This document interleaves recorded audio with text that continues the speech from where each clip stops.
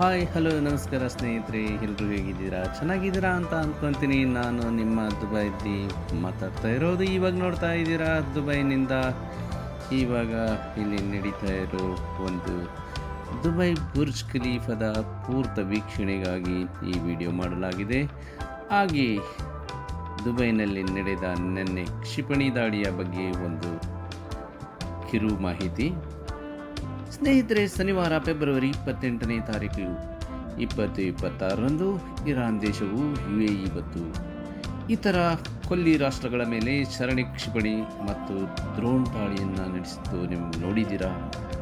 ಇದಕ್ಕೆ ಸುಮಾರು ಕಾರಣ ಇದೆ ಸ್ನೇಹಿತರೆ. ಏಕೆ ಎಂದರೆ ಇರಾನ್ನ ಒಂದು ಪ್ರತೀಕಾರ ಇಲ್ಲಿ ಎದ್ದು ಕಾಣಿಸ್ತಾ ಇದೆ.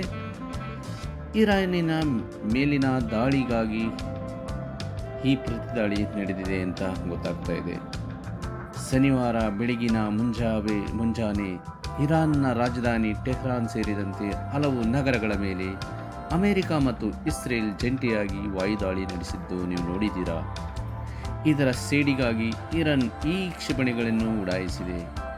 ಅಮೆರಿಕದ ನೆಲೆಗಳನ್ನು ಗುರಿಯಾಗಿಸುವುದು UAE, ಖತರ್ ಹಾಗೂ ಬಹ್ರೇನ್ನಲ್ಲಿನ ಅಮೆರಿಕದ ಮಿಲಿಟರಿ ನೆಲೆಗಳಿವೆ. ಇರಾನ್ ಈ ಪ್ರದೇಶಗಳನ್ನು ಸೇನಾ ಗುರಿಗಳು ಎಂದು ಪರಿಗಣಿಸಿ ದಾಳಿ ನಡೆಸಿತು. ದುಬೈನಲ್ಲಿ ಏನಾಯಿತು? ದುಬೈನಲ್ಲಿ ಸ್ನೇಹಿತರೆ ಹೇಳಬೇಕು ಅಂದರೆ ದೊಡ್ಡ ಅನಾಹುತ ಆಗಬೇಕಾಯಿತು. ಅದಕ್ಕೆ UAEಯ ರಕ್ಷಣಾ ವ್ಯವಸ್ಥೆ ತುಂಬ ಸ್ಟ್ರಾಂಗ್ ಇದೆ ಸ್ನೇಹಿತರೆ. ಸುಮಾರು ಕ್ಷಿಪಣಿಗಳು ಆಕಾಶದಿಂದ ಬರ್ತಾ ಇತ್ತು. ಆದರೆ ಆ UAEಯ ರಕ್ಷಣಾ ಪಡೆಗಳು ಅದನ್ನೆಲ್ಲ ಒಡೆದು ಉರುಳಿಸಿದೆ ಸ್ನೇಹಿತರೆ. ಹಾಗಾಗಿ ದೊಡ್ಡ ಅನಾಹುತಾನೇ ತಪ್ಪಿದೆ ಸ್ನೇಹಿತರೆ. ಇದು ಎಲ್ಲಿ ಘಟನೆ ನಡೆಯಿತು ಅಂದರೆ ನಿಮಗೆ ಗೊತ್ತಿದೆ, ಮಾನವ ನಿರ್ಮಿತ ಒಂದು ಫಾರ್ಮ್ ಜುಮೇರಾ. ಆ ಜುಮೇರಾದಲ್ಲಿ ಕ್ಷಿಪಣಿಗಳನ್ನು ಹೊಡೆದಾಗ ಅದರ ಚೂರುಗಳಿವೆಯಲ್ಲ, ಡೆಬ್ರಿಸ್ಸು, ಅದು ಕೆಳಗೆ ಬಂದು ಬಿದ್ದಿದೆ.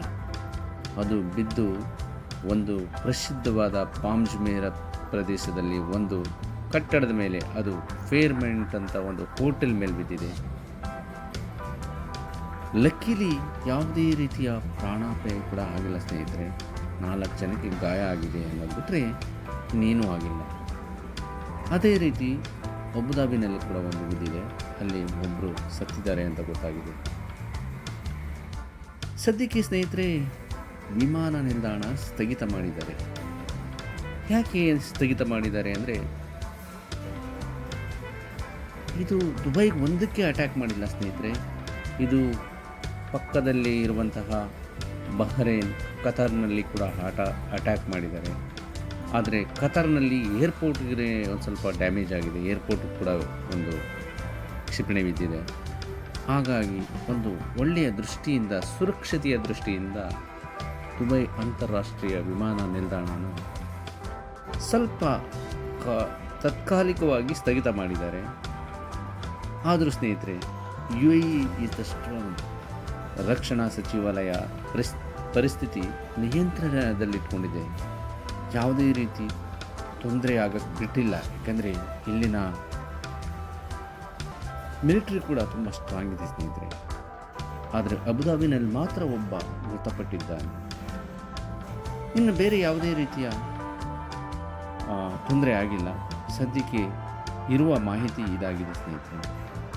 ನನ್ನ ಬುರ್ಜ್ ಖಲೀಫಾದ ಒಂದು ವಿಡಿಯೋ ಕೂಡ ನೀವು ಹಾಗೆ ನೋಡ್ತಾ ಇದ್ದೀರಾ. ದಯವಿಟ್ಟು ನನ್ನ ಚಾನಲ್ನ ಸಬ್ಸ್ಕ್ರೈಬ್ ಮಾಡಿ, ಸಪೋರ್ಟ್ ಮಾಡಿ. ನನ್ನ ಚಾನಲ್ನ ಮೇಲೆ ತೊಗೊಂಡೋಗಿ ಇನ್ನು ಮುಂದೆ ಹೆಚ್ಚಿನ ಮಾಹಿತಿ ಕೊಡ್ತೇನೆ ಸ್ನೇಹಿತರೆ. ಧನ್ಯವಾದಗಳು ಸ್ನೇಹಿತರೆ. ನೋಡೋಣ ಮತ್ತೊಮ್ಮೆ.